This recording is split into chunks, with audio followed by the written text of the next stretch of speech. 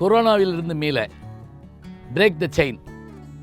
நோய் தொடருக்கு தடை கொடுப்போம், கொரோனாவிற்கு விடை கொடுப்போம்.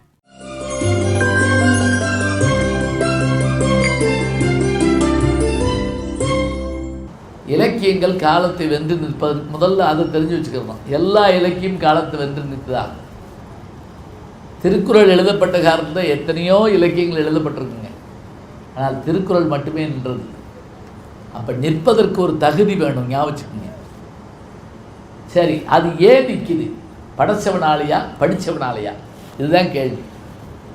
இப்போ இவங்க முடித்தாங்க. படிப்பாளிகள் அப்படின்னா யார்?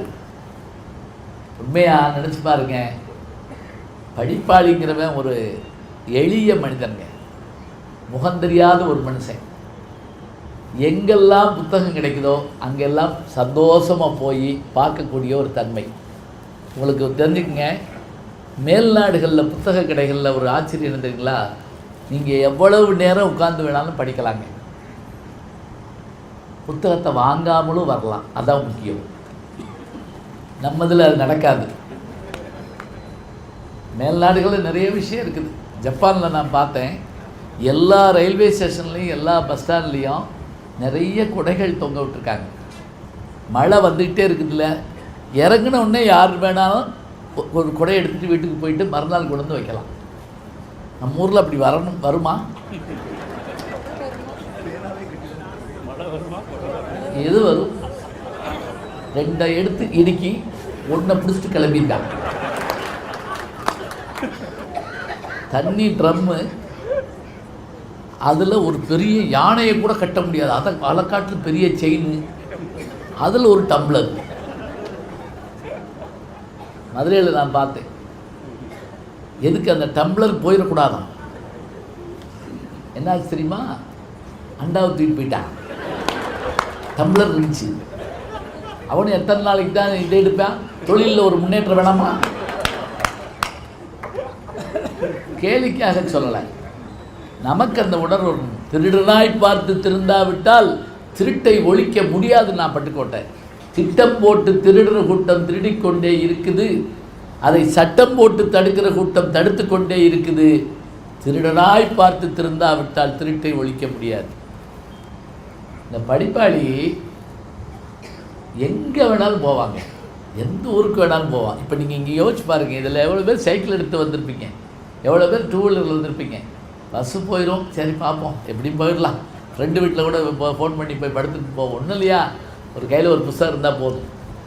அதெல்லாம் முன்ன வெளியூர்கள் பயணம் போகிறப்ப என் கையில் ஒரு புத்தகம், வீட்டில் ஒரு தயிர் சாதம் வீட்டில் செய்ய சொல்லி வாங்கிக்கிட்டு ஒரு தண்ணி பாட்டில் கையில் வச்சுக்கிட்டு ஒரு பெரிய புத்தகத்தோடு பயணப்படுறப்ப 5 மணி நேரம் 4 மணி நேரம் பயணப்படுறப்ப என்ன சந்தோஷமாக இருக்குன்னு தெரியுங்களா? அதை கூட விடுங்க. டவுன் பஸ்ஸில் கூட்டத்தில் ஏறி இடித்து தள்ளி, அதில் நான் என்ன பண்ணுவேன்னா, அந்த நிற்கிறப்ப கம்பி எப்படி கையில் பிடிச்சிக்கிட்டு அதில் நின்றுக்கிடுவேன். எதுக்கு தெரியுமா? அப்போ கையில் ஒரு புத்தகம் வச்சுருப்பேன். டிக்கெட் வாங்கிடுவேன். அது முக்கியமாக டிக்கெட் வாங்கிட்டு நம்ம 1.5 மணி நேரம் சோழவந்தானுக்கு போனோம் மதுரையிலேருந்து. அப்படி போகிறப்ப அந்த கூட்டம் தள்ளும், இடிக்கும், அப்படி பண்ணோம், இப்படி பண்ணோம். எதுவும் என்னை ஒன்றும் செய்யாது. ஏனென்றால் நான் அந்த புத்தகத்துக்குள் இருப்பேன். சிதப்ரஜன் அப்படின்னு சொல்லி வடமொழியில் அதுக்கு ஒரு பேர். அவனை எதுவுமே ஒன்றும் செய்யாது. நான் படித்து கொண்டிருக்கிற புத்தகத்துக்குள்ளே நான் அப்படியே பயணப்பட்டுக்கிட்டே இருப்பேன். எனக்கு மறக்கவே முடியாது. எத்தனையோ சண்டைகள் நடக்கும் பஸ்ஸில். பார்த்திங்கன்னா என்ன, அதாவது செகண்ட் வேர்ல்டு வார்லாம் தோற்று போகிற அளவுக்கு சண்டை நடக்கும்.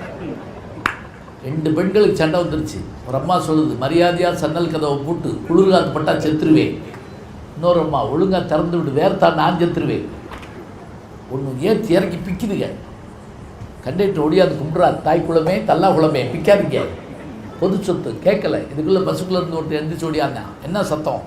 கண்டக்டர் விலைக்கு சொன்னார், சன்னலை ஏற்றி விட்டா இந்த அம்மா சாவா, இறக்கி விட்டா அந்த அம்மா சாவா, நான் என்ன செய்ய? வந்தவன் அருமையாக பதில் சொன்னான் பாருங்க, ஒரு 5 நிமிஷம் ஏற்றி விடு, இவன் சாகட்டும். ஒரு 5 நிமிஷம் இறக்கி விடு, அவன் சாகட்டும். கண்டக்டர் அழுவிட்டார். ஏன் அப்படின்னு சொல்கிறேன்? 2 யார் வீட்டு பொம்பளையா? அவன் சொன்னால் 2 ஏன் பொண்டாட்டிட்டாங்க, எங்கே ஓடாலும் சண்டை போட்டு கொள்வாளுங்க, செத்தா வேற கல்யாணம் பண்ணுவேன் அப்படின்னா. ஒரு லட்சிய புருஷனாக பயணப்பட்டு இருக்கான். என் காதில் விழுகாது. ஏன்? நான் அதுக்குள்ளே இருப்பேன். இன்னும் கூட வச்சுக்கோங்க, மழைக்காலமும் குயிலோசையும்னு மாதவன் எழுதின புத்தகம். மாதவன் கூட இல்லை, அவருடைய பையன், அவர் மாதவையருடைய பையன் கிருஷ்ணன், கிருஷ்ணன் எழுதின புத்தகம். போகிறப்ப வாங்கிட்டு போங்க இருந்தான். மழைக்காலமும் குயில். நான் யாருக்கானா அது புத்தகம் பரிசு வாங்கி கொடுப்பேன். அது படிச்சுட்டு இருக்கப்பங்க வெளியே மழை பெய்தோன்னு சந்தேகம் வரும் எனக்கு அடிக்கடி. அப்படியான ஒரு உணர்வை ஏற்படுத்தும், மண் வாசத்தை ஏற்படுத்தும். பாரதியினுடைய வசன கவிதை படித்து பாருங்க. படிக்கிற போது நம்ம அதை அப்படியே உள்ளுக்குள்ளே பிடிக்கணும். அதுக்குள்ளே ஒன்றா போயிடணும் அப்படியே. அப்போ தான் கரைவோம் நம்ம, அந்த கரைகிற தன்மை. எப்போது நான் ஒரு 20 வருஷமாக படிச்சுட்டு இருக்க புத்தகங்களில் ஒன்று என் சரித்திரம், ஊவே சாவினுடைய என் சரித்திரம். நேற்று இரவு எத்தனை மணி, 3 மணிக்கு எங்கேயோ போயிட்டு வர்றேன், 3 மணிக்கு படிக்கிறேன். அந்த சீவக சிந்தாமணியும் சிலப்பதிகாரத்தின் பதிப்பிக்க அந்த மனுஷன் பட்ட பாடு இருக்குல்ல, அடையாப்பா என்ன கஷ்டம். அதுவும் தெற்கு பக்கம்தாங்க வந்து அவருக்கு அந்த புத்தகங்கள்லாம் கிடைக்கிது. அதை நான் புத்தகத்தை படிச்சுட்டு இருக்கப்போ நான் என்னவா ஆகுதுன்னு தெரியுமா?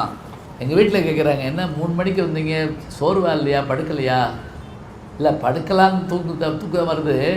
இந்த படிக்கிற போது எனக்கு நான் வேறு உலகத்துக்குள்ளே இருக்க மாதிரி எனக்கு தோணுது. என் துன்பம், என் கவலை, என் நோய், என் சங்கடம் எல்லாவற்றையும் நான் எதில் கரைக்கிறேன் தெரியுமா? அந்த எழுத்தில் கரைக்கிறேன்னா அதை கரைக்கிற மாதிரி ஒரு வாசகன் கிடைக்கணும். அது மட்டும் இல்லை, படித்து முடிச்சுட்டு சந்தோஷமாக போய் பேசிக்கிட்டு இருக்கணும். யார்த்தையாவது ஒன்று படித்த உடனே சொல்லணும். சினிமா பார்த்துட்டு வந்து கதை சொல்லுவாங்க, பார்த்துருக்கீங்களா? ஏப்பா அந்த சினிமாவை காட்டு சுவாரஸ்யமாக சொல்லுவாங்க. இங்கேருந்து போகிறேன், கவுண்டரை பிடிப்பிட்டாங்க, ஐயோ அப்புறம் டிக்கெட் வாங்கிட்டேன், படம் போட்டாங்க, அப்படியே சொல்லி இன்டர்வெல்லாம் விட்டு மியூசிக்கெல்லாம் கொடுத்து அதில் கடைசியில் யாருன்னு நினைக்கிற, போய் படம் பாரு அப்படின்னா உயிரே போன மாதிரி இருக்கும். அது தூண்டுகிற முறை தாங்க. அந்த வாசகன், அந்த ரசிகன், அவன் கிளப்புன்னு கிளப்பி விடுவான். நம்மளை அப்படியே இப்போ பார்க்க வைக்கணும். சாப்பிட்ட சாப்பாடை பற்றி சொல்கிறப்ப, எழுத்தை பற்றி சொல்கிறப்ப, கவிதை பற்றி சொல்கிறப்ப.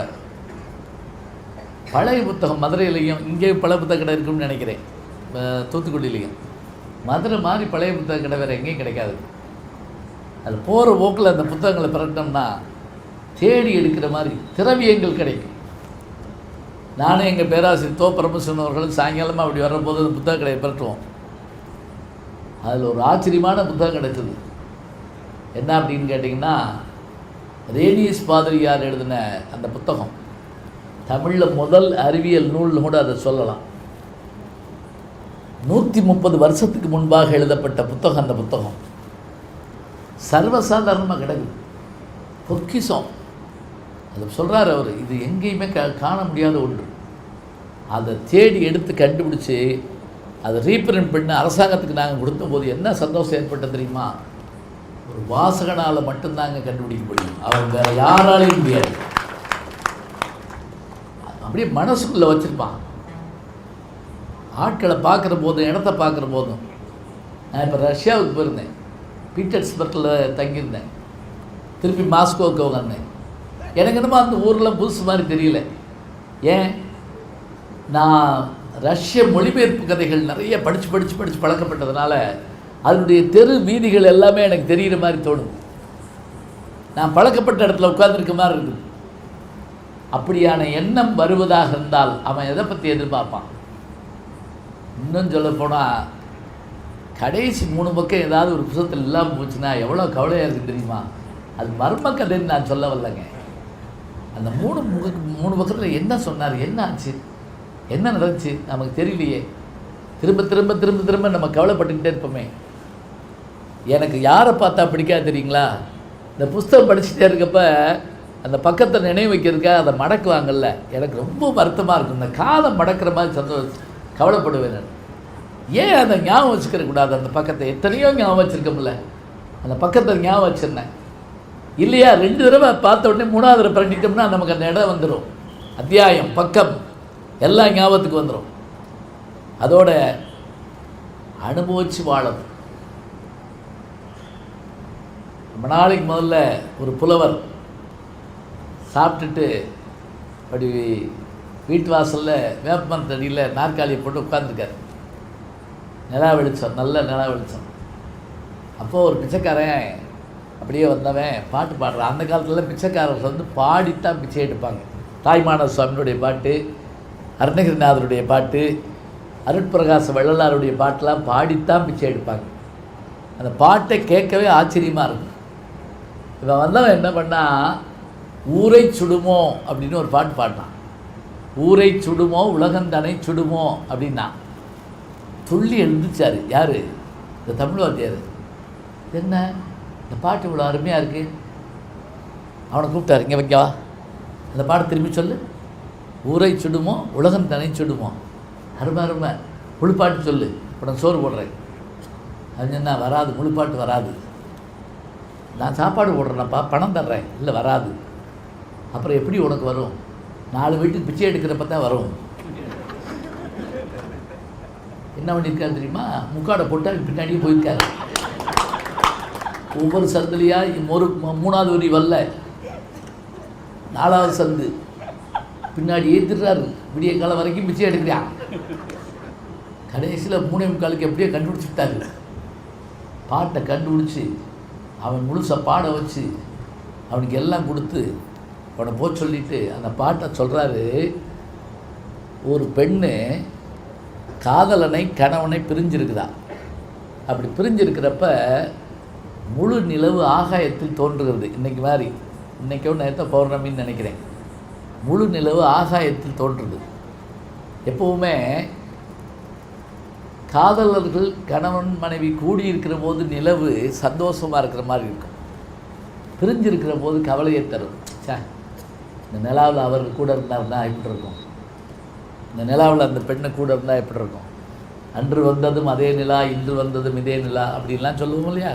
அது மாதிரி இப்படி அந்த நிலா வந்துருச்சு. ஒரு பெண்ணு காதலனை பிரிஞ்சிருக்கிறா. அப்பா அவள் கவலைப்பட்டு பாடுற பாட்டா அந்த பாட்டு. இன்றைக்கி நிலா வந்துருச்சு. இந்த நிலா யாரை சுடுறதுக்காக வருது? ஊரை சுடுறதுக்கு வருதா? நிலா சுடுமா? முதல்ல யோசிச்சு பாருங்கள். நிலா சுடாது. ஏன்னா நம்ம கவலையில் இருந்தால் இனிப்பான பொருள் கூட கசக்கும். பாலும் கசக்குதடி படுக்கையும் நொந்ததடிங்கிறான் இல்லையா? அது மாதிரி ஊரை சுடுமோ உலகம் தனை சுடுமோ ஆரை சுடுமோ அறியேன். நேரே நெருப்பு வட்டமான இந்த நிலா எப்படி இப்போ சொல்கிறாருன்னா, நெருப்பு வட்டமான இந்த நிலா ஊரை சுடுமோ உலகம் தனை சுடுமோ ஆரை சுடுமோ அறியேன். நேரே நான் இன்னொரு வரி இருக்குது, எனக்கு அதை மறந்துச்சு. இந்த வரியோட முடிக்கிற போது நெருப்பு வட்டமான இந்த நிலா, பூங்கொடிய இந்த நெருப்பு வட்டமான நிலா. அதில் என்ன அர்த்தம்? இந்த நிலா இன்றைக்கு என்னை சுட போகிறதா, என்னை போல கணவனை காதலனை பிரிந்திருக்கக்கூடிய ஊரை சுட போகிறதாங்கிற பாட்டு. இந்த பாட்டு வெண்பா. இந்த பாட்டை தேடுவதற்காக ஒரு பிச்சைக்காரன் முன்னாடி ஒரு புலவை அலைஞ்சான்னு சொன்னால், இதை யார் எடுத்து எழுதுகிறான்னா உவே சாமிநாதையர் எழுதி இதுக்கு பிச்சை பாட்டு அப்படின்னு பேர் கொடுக்குறாரு. பிச்சைக்காரனை பாடின பாட்டா பிச்சை பாட்டு. ஒரு பாட்டுக்காக அலைஞ்ச செய்தி. எதுக்காக அப்படின்னா அதை தெரிஞ்சுக்கிறதுக்காக தேடி போவோம். சைக்கிள் எடுத்துகிட்டு அலைஞ்சிருக்கிறோம். எங்கே? அந்த நூலகத்தில் கிடைக்குங்க அந்த புத்தகம். இதனுடைய பதிப்பு அங்கே இருக்கும். யாழ் நூல் என்ற ஒரு நூல், உபலானந்த அடிகள் 1947 சுதந்திரம் வந்தன்றைக்கு அந்த மாதம் அந்த ஆண்டு வெளியிடப்பட்ட நூல். யாழ் பற்றிய வீணை வேறு யாழ் வேறு என்று நிறுவிய நூல் அது. அதை தேடுறதுக்கு பட்ட பாடு எனக்கு தான் தெரியும். ஒரு புத்தகத்துக்காக அத்தனை அலையும்.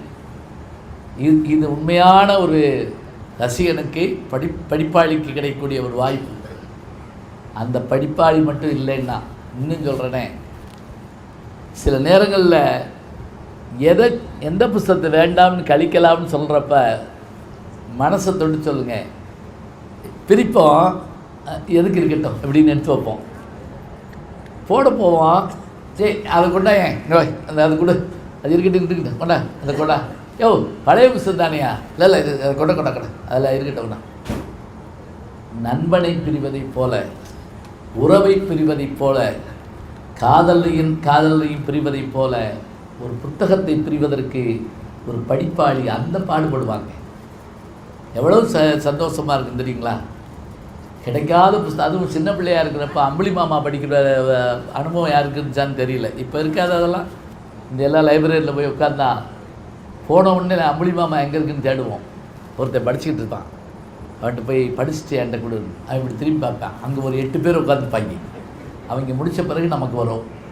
நான் 9வது ஆளாக உட்காந்து அதுக்குள்ளே 11 மணிக்கு பூட்டிடுவாங்க. 8 மணிக்கு தொடங்குறது, 10:50 என் கையில் கிடைக்கும். அப்படி அதுக்குள்ளே அந்த ஒரு நூலகர் டம்முன்னு அடிச்சுக்கிட்டு இருப்பார். பூட்ட போகிறோம்னு அர்த்தம். இடி விழுந்த மாதிரி இருக்கு எனக்கு. ஐயோ இந்த இளவரசி அந்த பூதம் என்ன பண்ணுச்சோ அந்த கவலை, தூக்கம் வராது. படிக்கிற போது இருக்கிற அந்த சந்தோஷம், அப்படி ஓரமாக நின்று இப்படி நின்று அப்படி நின்று படிக்கிற மகிழ்வு இருக்குது பார்த்தீங்களா? அப்புறம் படிச்சுட்டு அதை அசைபோடுறது இருக்கு இல்லையா?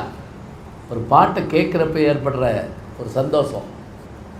நிலவே என்னிடம் நெருங்காதே, நீ நினைக்கும் நிலையில் நான் இல்லை. ராமுன்னு ஒரு படம். கண்ணதாசனுடைய பாட்டுக்கு பிபிஎஸ்னுடைய குரல் என்ன அற்புதமாக இருக்குன்னு தெரியுங்களா? கோடையில் ஒரு நாள் மழை வரலாம், என் கோலத்தில் இனிமேல் மாறுதல் வருமா? வர்றதுக்கான வாய்ப்பு இல்லை. அந்த பாட்டை கேட்குற போது நமக்கு அப்படியே ஆச்சரியமாக இருக்கும். இதை கேட்டு பார்த்து படித்து உயிரோடு உயிராக சேர்ந்து இன்னொன்று எப்போ எழுத போகிறீங்க இன்னும் தெரிஞ்சுக்க, வாசகர் கடிதம் இல்லைன்னா ஆசிரியன் செத்து போவாங்க. ஞாபகம் வச்சுக்கோங்க. ரெஸ்பான்ஸ் வேணாமா? சாப்பிட்டுட்டு நல்லா இருக்குன்னு சொன்னால் தானே அந்த சமையல் பண்ணவங்களுக்கு ஒரு சந்தோஷம் இருக்கும். எழுதுனவனை பார்த்து ஏதாவது ஒரு இது போட்டு அடுத்தவங்களுடைய நாவலுக்கு நான் ஆவலாக இருக்கேன் திரும்ப அதை சொல்கிற போது அதுக்கான மகிழ்ச்சி கிடைக்குது. ஒருத்தர் முகத்தை ஒருத்தர் அறிஞ்சிருக்க மாட்டாங்க, ஆனால் அந்த சந்தோஷம் இருக்கும். இந்த படிப்பாளிகள் காலந்தோறும் இருந்திருக்கிறாங்க, இன்னைக்கு இருக்கிறாங்க. நம்ம சொல்கிறோம் புத்தக வாசிப்புலாம் குறைஞ்சி வச்சுங்கண்ணே, அதெல்லாம் கிடையாதுங்க. நீங்கள் வேறு பக்கம் மாறி இருக்கு, அவ்வளோதான். ஊடகத்தில் படிக்கிறோம். ஏன் வாட்ஸ்அப் படிக்கலையா? ட்விட்டர் ஃபேஸ்புக்கில் படிக்கலையா? படிச்சுட்டு தானே இருக்கோம். எல்லாத்தையும் பார்க்க நமக்கு அப்படியே சந்தோஷம் தாங்க முடியாமல் ஏற்படுது. இந்த வாசகன் என்பவன் பரிசுக்காக வாழ்பவன் அல்ல. இந்த வாசகன் என்பவன் இன்னும் சொல்ல போனால் எழுத்தாளர் வீடு வரைக்கும் போயிட்டு திரும்பி வந்திருக்காங்க சில பேர். தெரியுமா உங்களுக்கு? எதுக்குங்க வேண்டாம், அவர் எப்படி இப்போ வரவேற்பார்னு சொல்ல முடியாது அப்படின்ட்டு அவர் வீட்டை தொட்டு கும்பிட்டு வந்தவங்கள நான் பார்த்துருக்கேன். இந்த பேனா அவர் எழுதுனதாமே. இந்த பேனா இப்போ லண்டனில் ஷேக்ஸ்பியருடைய வீட்டுக்கு போயிட்டு வந்தேன். அந்த நகரத்தை அப்படியே வச்சுருக்காங்க. 16ஆம் நூற்றாண்டில் அவர் வாழ்ந்த மாதிரியே வீடு இருக்குங்க. அவர் பழசை அப்படியே புதுசு மூலமாக பழசாக்கியிருக்காங்க. இந்த புது சட்டையை வாங்கி சில பேர் லேசாக அழுக்காக்கி போட்டுக்கிடுவாங்கல்ல, அது மாதிரி அப்படியே அந்த நாற்காலி கூட ஆடிக்கிட்டு இருக்கு. இப்போ வந்துடுவாருங்க உட்காருங்க அப்படிங்கிற மாதிரி இருக்குது. இன்னும் சொல்ல போனால் ஷேக்ஸ்பியருடைய பிறந்தநாள் அன்னைக்கு அந்த ஊர் முழுக்க அவருடைய பாத்திரங்களாக மாறி தெரிவாங்களாம். ஆளுக வேடம் போட்டுக்கிட்டு தெரிவாங்களாம். நான் நினைப்பேன் அது மாதிரி கம்பராமாயணத்தை அப்படி ஒரு நாளைக்கு செஞ்சு கம்பன் பிறந்த நாளைக்கு எல்லோரும் அப்படி செஞ்சால் எவ்வளோ நல்லா இருக்கும். என்ன பாத்திரங்களாக மாற வேண்டாமா? தன்னை அதுவாக பாவித்து கொள்ளுகிற தன்மை ரசிகனுக்கு தானங்க உண்டு. அந்த ரசிகனால் படிப்பாளியால் காலங்காலமாக அவர்கள் போகிறப்ப கூட கொடுத்துட்டு போவாங்க. அந்த புத்தகத்தை வச்சுக்குங்க, என் பிள்ளைகளுக்கு வேறு என்ன கொடுக்க போகிறேன் அப்படிங்கிற மாதிரி கொடுத்துட்டு போவாங்க. அப்படிப்பட்ட படிப்பாளிகள் இருப்பதால் தான் இந்த இலக்கியங்கள் காலத்தை வந்து நிற்கின்றன அப்படின்னா. இல்லை முடிக்கல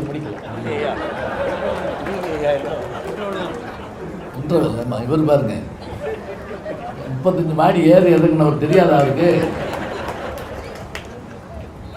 இன்டர்வல் தான். பாகுபலி பத்திரம் 2 பாகம் பார்த்தீங்க. பாகத்தை பாதியில் முடிச்சு என்னன்னு தெரியாமல் பாதியை நிப்பாட்டாங்க. 1.5 வருஷமாக நம்மளை கதற விட்டு கட்டப்பா பாகுபலி ஏன் குத்துனார்னு எல்லாம் போய் அழாது. அந்த நேரம் பார்த்து ஒரு கிளார்க்கு போய் மேனேஜர் லீவு கேட்டிருக்காரு. 3 நாளைக்கு லீவு வேணும். லீவு தர்றேன், ஆனால் ஒரு கேள்விக்கு பதில் சொல்லாதுன்னு தருவேன். என்ன கேள்வி? கட்டப்பா பாகுபலியை ஏன் குத்துனா சொன்னால் உனக்கு லீவு. 2ஆம் பாகம் வரலப்ப. உடனே அந்த கிளார்க்கு சொன்னாராம், சிம்பிள், இதே மாதிரி கட்டப்பா லீவு கேட்டிருக்கான், பாகுபலி கொடுத்துருக்க மாட்டான், சொருகிட்டான். மேனேஜர் பார்த்தா 5 நாளைக்கு லீவு போய்வா.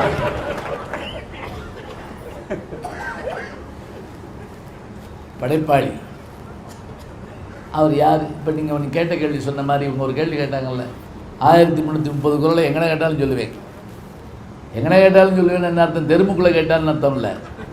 ஒருத்தர் நாய் கடித்த உடனே டாக்டர் கேட்டுருக்காரு, உன நாய் எங்கன கடிச்சு பிடிச்சின்னு. கோயில்பட்டி முக்குலன்னு இருக்கேன். ஏலே உன் உடம்புல எங்கடா கடிச்சு அப்படின்னா, கோயில்பட்டி முக்குலையா நாய் கடிக்கும்? 1330 திருக்குறளும் தெரியும். தெரிஞ்சாலும் நீ அதை படித்த படிப்பாளியை தவிர எங்கே நீ அதை வச்சு இன்னொன்று எழுதிவிடு பார்ப்போம். 1330 ஒரு 31 திருக்குறள் உன்னால் எழுத முடியுமா என்றால் உன்னால் முடியாது. ஏன்னா படைப்பாளி என்பவன் அவன் வேற யாரும் இல்லைங்க, அவன் எதையோ ஒன்று உள்வாங்கிறான், ஏதோ ஒன்று சாப்பிட்றான். சொல்லப்போனால் சில நேரங்களில் விஷத்தை கூட சாப்பிட்டுட்டு அதை அமிழ்தமாக மாற்றி தர்றாங்க. அதுதான் அவனுடைய வேலை. உலக புகழ்பெற்ற எழுத்தாளர்களுடைய வாழ்க்கை வரலாறு படித்து பார்த்தீங்கன்னா தெரியும். நம்ம என்னமோ சொல்கிறோம், எனக்கு சூழல் அமையாததால் நான் நன்றாக எழுதவில்லை, அப்படி ஒருபோதும் சொல்லாதீங்க. பகவத்கீதை படைக்கப்பட்டது போர்க்களத்தில். அவர் ரூம் போட்டு எழுதினார், அர்ஜுனா ஒரு ரூம் ஏற்பாடு செய், பகவத்கீதை நான் சொல்லப் போகிறேன். சொல்லலை, 10 நிமிஷத்தில் சாக போகிறேன் எல்லா பேரும். போர்க்களத்தில் நடந்த விஷயம் அது. சிறைச்சாலையில் எழுதப்பட்ட நூல்கள் எத்தனையோ. சார்லஸ் டிக்கன்சன் என்ற ஒரு இங்கிலாந்து நாட்டினுடைய எழுத்தாளர், பைபிளுக்கு அடுத்தபடியாக அதிகமாக விற்பனையான புத்தகங்கள் அது ஒன்றும்பாங்க. ஒரு எழுத்துக்கு ஒரு தங்க நாணயம். டேல் ஆஃப் டூ சிட்டிஸ்ன்னு சொல்லி ஆங்கிலத்தில் வந்தது. அவருடைய டேவிட் காப்பர்ஃபீல்டு, தமிழில் கூட அனாதை ஆனந்தன் ஒரு படம் வந்தது. அதெல்லாம் இப்போ எப்படி எழுதப்பட்டது தெரியுங்களா? அந்த ஊரில் கடை வாங்கிட்டு திருப்பி தரலன்னா போலீஸில் கொண்டு பிடிச்சி வச்சு குடும்பத்தோடு வச்சு சாப்பாடு விடுவாங்க. அங்கே இந்த பையனும் இவங்க அம்மாவும் அந்த சாப்பாடை வாங்கிட்டு இந்த பையன் சாராய கடையில் போய் வேலை பார்த்துட்டு அடி வாங்கி அப்பா சிறைச்சாலேருந்து வெளியே வர்ற வரைக்கும் உட்கார்ந்துருந்து கூட்டிகிட்டு போகக்கூடிய தன்மையோடு எழுதப்பட்ட நாவல் இந்த நாவல். நினச்சி பாருங்க, இந்த சூழலில் ஒருத்தரால் எழுத முடியுமா? கார்ல் மார்க்ஸினுடைய வாழ்க்கை வரலாறு நீங்கள் படித்து பார்த்துருப்பீங்க. அவர் சொல்கிறார், என் குழந்தை பிறந்த போது தொட்டில் வாங்க காசு இல்லை, அந்த குழந்தை இறந்தபோது அடக்கம் செய்ய சவப்பட்டி வாங்க காசு இல்லை, ஆனால் மூலதனம் என்ற நூலை படைப்பதற்கான அறிவு அந்த மனிதனிடம் இருந்தது என்று சொன்னால் எத்தனை துக்கங்களை தாங்கி கொண்டு உலகத்திற்கு செய்ய வேண்டும் முடியுமா? எங்கே ஒரு லெட்டர் எழுதி பிடிக்க பார்ப்போம், 5 நாளைக்கு தள்ளி போடுவோம். நாளைக்கு எழுதி, செவ்வாய்க்கிழமையா? நாளைக்கு வேண்டாம், புதன்கிழமை லீவு, வியாழக்கிழமை நான் ஊரில் இருக்கு. என்ன செஞ்சு வச்சுருந்தாங்க? ஒன்று ரத்தம் கொடுக்கவா சொன்னாங்க? எழுதத்தானே. என் 6வது விரலிலிருந்து ரத்தம் கசிக்கிறதுனாருங்க. யார்? அப்துல் ரஹ்மான். பேனா என்பது 6வது விரலாம். இப்படி மூளை வழி அப்படி ஏன் அந்த பேனாவை எங்கே நீங்கள் சொன்னீங்களே, எழுத்தாளர் பேனா வாங்கிட்டு போய் எழுதி கொடுக்க பார்ப்போம். பாரதி கேட்குறாருங்க, பாம்பு பிடாரன் மகுடி ஊதுகிறான், நாதம் எங்கிருந்து வருகிறது? குழலில் இருந்தா, காற்றில் இருந்தா, அவன் ஞானத்திலிருந்து அப்படிங்கிறார். எல்லாரும் வாசிக்கிறது. ஒரு இதில் கேட்பாங்கல்ல, உங்கள் நாயனத்தில் தான் இந்த வாரி வருதா, யார் வாய்ச்சாலும் வருதான்னு கேட்குறாங்கல்ல மனோரமா. எதில்? தில்லாடம் போனாம்பால்ல. யார் கைப்பட்டால், யார் கால்பட்டால் அந்த கல் அகலிகையாக மாறுமோ, அதுபோல யார் கைப்பட்டால் அது காவியமாக மாறுமோ அவனை எழுத்தாளன், அவனை படைப்பாளி. எல்லாராலையும் முடியாது. எத்தனை கஷ்டம், எத்தனை சிரமங்கள். பொழுதுபோக்காக எழுதிட முடியுமா? சொல்லுங்க பார்ப்போம். எல்லா நாவலும் சுவாரஸ்யம் இருந்ததுன்னு நீங்கள் சொல்லிட்டு போயிட முடியுமா? இல்லை. எழுத தொடங்கிட்டா பாத்திரங்கள் உள்ளே வந்து அப்படி வந்து நிற்கணும், நின்று நம்மளை மிரட்டணும். நீங்கள் எல்லா மொழியும், அதாவது தமிழ் மொழியில் எழுதப்பட்டதோடு மட்டும் இல்லைங்க, 2000 ஆண்டு பழைய இலக்கியங்கள் தொடங்கி இன்னைக்கு வரைக்கும் எழுதப்பட்டது மட்டும் இல்லைங்க, புதிய புதிய விஷயங்களை சொல்லணும். பெருங்கதை என்ற ஒரு நூல் இருக்குது, உதயனுடைய சரித்திரத்தை சொல்வது பெருங்கதை. அதில் ஒரு ஆச்சரியமான செய்தி உண்டு தெரியுமா உங்களுக்கு? யாரும் இதுவரைக்கும் யோசிச்சு பார்க்காத ஒரு விஷயம் அதில் சொல்லியிருப்பார். ஒரு அரசி, அந்த அரசிக்கு மேக்கப் போடுறதுக்கு ஒப்பனை பெண் ஒருத்தி வருவாள். அவள் வந்து அரசிக்கு மேக்கப் போட்டு முடிச்சுட்டு என்ன செய்வாள், ஒப்பனை பண்ணிவிட்டு நெத்தியில் பொட்டு வைக்கிறப்ப அவளுக்கு பாலி மொழி தெரியும். இந்தோனேஷியா பக்கத்தில் பாலி என்ற ஒரு தீவு இருக்குது. புத்தர் பேசிய மொழி பாலி, ஜீசஸ் கிரைஸ்ட் இயேசுநாதர் பேசிய மொழி அராமிக், ஹீப்ரு மொழியினுடைய கிளைமொழி. நம்முடைய கடவுளர்கள் பேசுவது தமிழ் மொழி. சரி இருக்கட்டும், அவளுக்கு பாலி மொழி தெரியும். அவள் என்ன செய்வாளா, ஒவ்வொரு நாளும் அந்த பாலியில் ஒரு எழுத்து எழுதி விடுவாளா நெத்தியில். பொட்டு மாதிரி இருக்குமா, ஆனால் அது வந்து பாலியில் ஒரு எழுத்து. இவள் அப்படியே போய் புருஷன்ட்ட காட்டுவாளாம், யார்கிட்ட, அரசன்ட்ட. எனக்கு ஒரு புது பணிப்பெண் வந்திருக்கா, ஒப்பனை செய்வதில் வல்லவள், அவள் பாருங்க என்ன அழகாக இந்த பொட்டு வச்சுருக்காருன்னு. ஆச்சரியம் என்ன தெரியுமா, அந்த அரசனுக்கு பாலி மொழி தெரியும். அவன் பார்த்தான், இந்த காட்டில் இன்னொன்று வைக்கலாமே உனக்கு, இந்த பொட்டை காட்டலாம் இரு அப்படின்ட்டு அவன் உட்காந்து அப்படின்னு மாற்றி எழுதுனான். இவளுக்கு சந்தோஷம் தாங்க முடியல. அவட்ட போய் காமிச்சா, என்ன நீ பெருசாக எழுதிட்ட, என் புருஷன் பாரு எப்படி எழுதியிருக்கான். உடனே இரு நான் எழுதுகிறேன், மாற்றி எழுதியிருக்கான். 2 பேர் லவ் லெட்டர் எழுதியிருக்காங்க. உலகத்திலேயே பொண்டாட்டி நெற்றியில் லவ் லெட்டர் எழுதி கொடுத்து விட்ட ஒரு செய்தியை எங்கேயாவது நீங்கள் கேள்விப்பட்டிருக்கீங்களா? எல்லாத்துக்கும் நம்ம அதை படிக்கல இதை படிச்சு இல்லைங்க. பொக்கிஷங்கள் கிடக்குது, வரலாறுகள் கிடக்குது, படித்து பார்க்க நேரம் இல்லாமல் இருக்கும். சிலப்பதிகாரத்தில் கோவலன் கண்ணகியை கூட்டிகிட்டு அப்படி போகிற போது அவனை காணமேன்னு மாதவி ஒரு ஆள் அனுப்பி, ஒரு கோசிக மாணின்னா பிரம்மச்சாரி, கோசிக மாணின்னு ஒருத்தனை அனுப்பி ஒரு கடிதத்தை கொடுத்து விட்றான். காட்டுக்கு நடுவில் கோவலனை பார்க்குறான். கோவலனே அடையாளம் தெரிலங்க அவனுக்கு. இந்த சேது படத்தில் காட்டுவாங்க பார்த்துருக்கீங்களா, இந்த காலில் விலங்கு போட்டு பைத்தியமாக உட்காந்துருக்கப்ப ஒரு ஃப்ரேம் அப்படி பழசை காட்டுவாங்க. அந்த அழகான முகம் உள்ள விக்ரம் முகம் தெரியும். அந்த ஆள் இப்படி உட்காந்துருப்பான் பைத்தியம் மாதிரி. இவன் கோவலன் தான் சந்தேகம் வந்துருச்சு அந்த யாருக்கு, கோசிகவாணிக்கு. உடனே ஒரு ஐடியா பண்ணாங்க.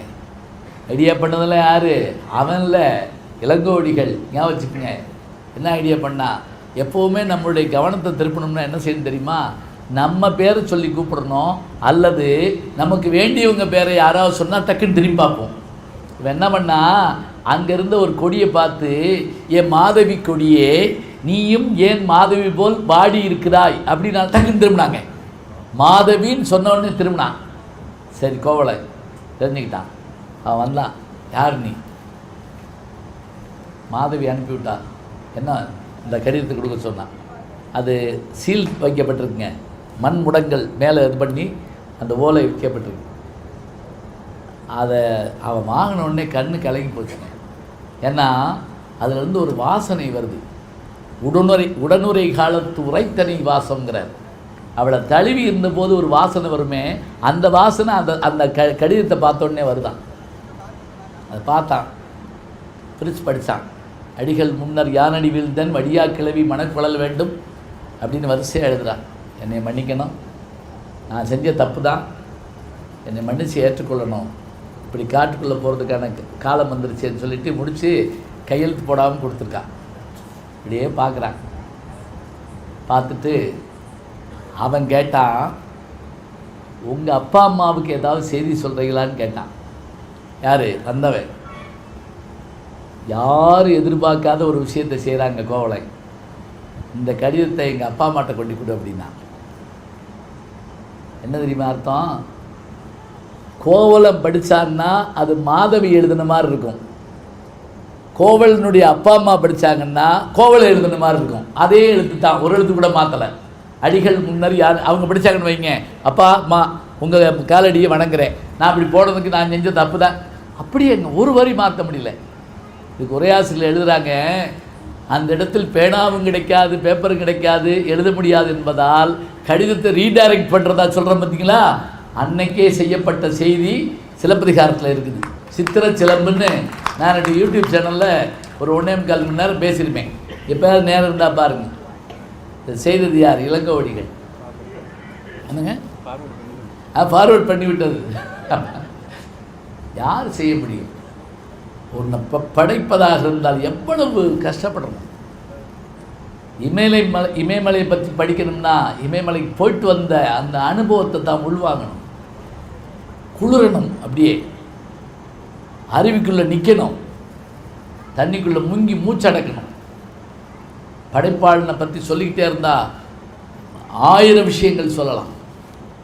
அனுபவத்தை பெறுவதற்காக எத்தனை பாடுபடுறான். கண்ணாசன் அவர்கள் சொல்கிறார் இல்லைங்க, அவர் இப்போ அப்படியே கலிகால கம்மன் மாதிரி தான். திருச்சிரபுரம் மீனாசுந்தரம் பிள்ளை மாதிரி. யார்? உவேசாவுடைய ஆசிரியர். 1,00,000 பாட்டு எழுதினாலுங்க, 1,00,000 பாட்டு எழுதினாலு. கண்ணாசன் அந்த மாதிரி தான். அவர் ஒரு முறை படித்தால் மட்டும் போதுமா படத்துக்கு பாட்டு எழுதுறதுக்காக பெங்களூர் போயிருக்காங்க. கண்ணதாசனும் விஸ்வநாதனும்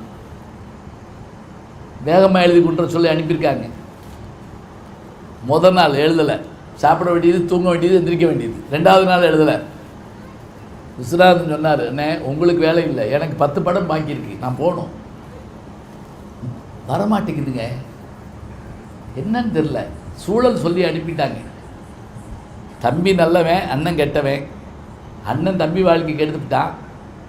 இப்போ அண்ணன் தான் தெரிஞ்சு போச்சு, ஆனால் தம்பி கவலைப்பட்டு பாடுறான். இதுதான் சூழல், சொல்லிவிட்டாச்சு. 3 நாள் ஆச்சு, ஒரு வரையும் வரல.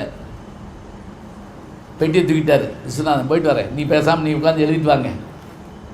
திடீர்னு பாத்ரூமில் குளிச்சுட்டு ஓடி வந்த கண்ணாசன் அந்த இப்போ ராஜாஜி எழுதின புஸ்தகம் பேர் என்ன அப்படின்னு கேட்டிருக்காரு. அண்ணே என்கிட்ட கேள்வி கேட்டிங்கன்னா நான் உள்ளது எனக்கு மறந்து போகும், எனக்கு எதுவும் தெரியாது. ஏன்னா விஸ்வநாதன் வந்து இசையமைப்பில் பெரிய மெல்லிசை மன்னர், வேற ஒன்று இருங்க அப்படின்ட்டு டக்குன்னு ஃபோன் போட்டு பதிப்பகத்துக்கு கூப்பிட்டு கேட்குறாரு. அதை வியாசர் இதில் விருந்து எழுதின ராஜாஜி எழுதின புஸ்தகம் இன்னொரு பேர் என்ன? அவங்க சொல்கிறாங்க கண்ணன் காட்டிய வழி அப்படிங்கிறாங்க.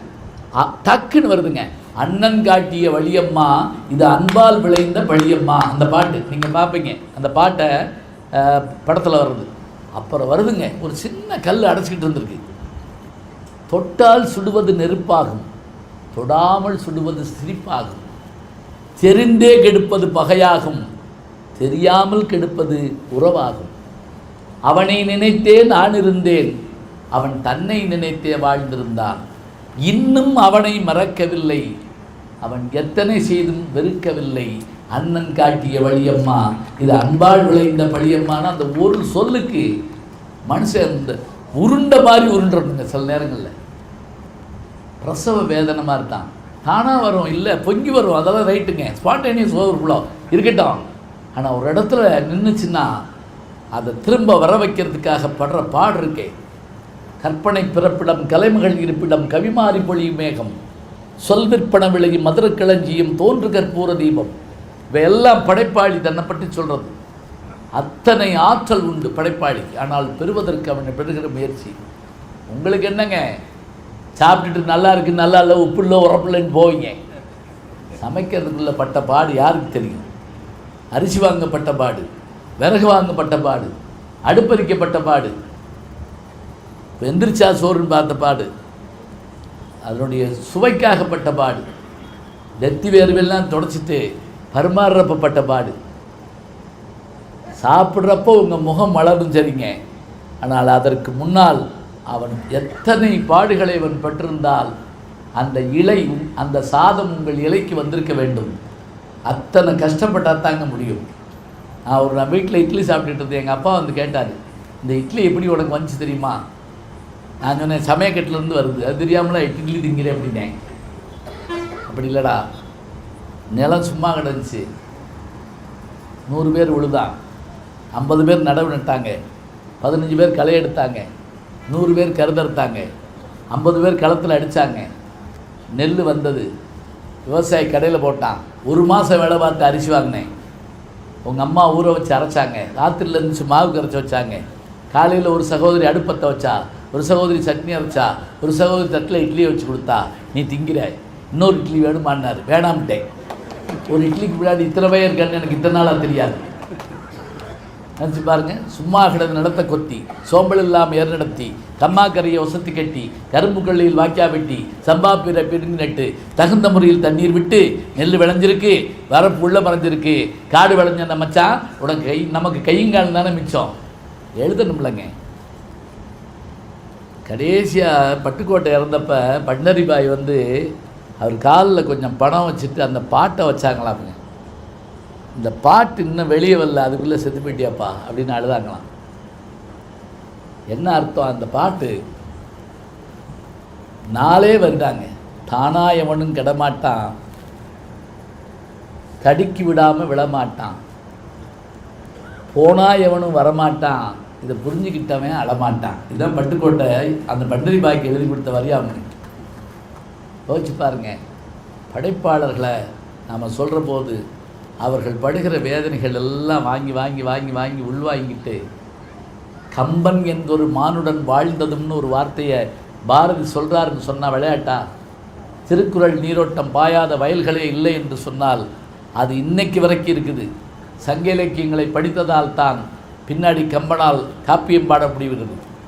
படைப்பாளிகள் வந்து இத்தனை பாடுபட்டு சேகரிக்கிறார்கள் என்று சொன்னால் நமக்கு படிப்பாளிகள் தேவைதான், ரசிகர்கள் தேவைதான். ஆனால் இலக்கியங்கள் காலத்தை வென்று நிற்க காரணம் அதை உருவாக்கிய படைப்பாளி தான் என்று சொல்லி அவர்களுக்கு கௌரவம் செய்யும் வகையில் ஆளுக்கு ஒரு புத்தகத்தை வாங்கி செல்லுமாறு வேண்டி விடைபெறுகிறேன். நன்றி, வணக்கம்.